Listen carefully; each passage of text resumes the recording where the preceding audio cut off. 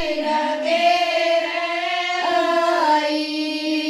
गठड़ी मठड़ी बांध कर गिरते आई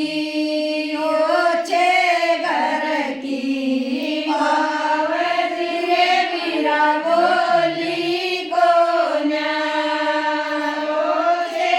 घर की बावरी रे मीरा बोली को न्याय थाली में बूरा गाल धीरे धीरे गाल्या को थाली में बूरा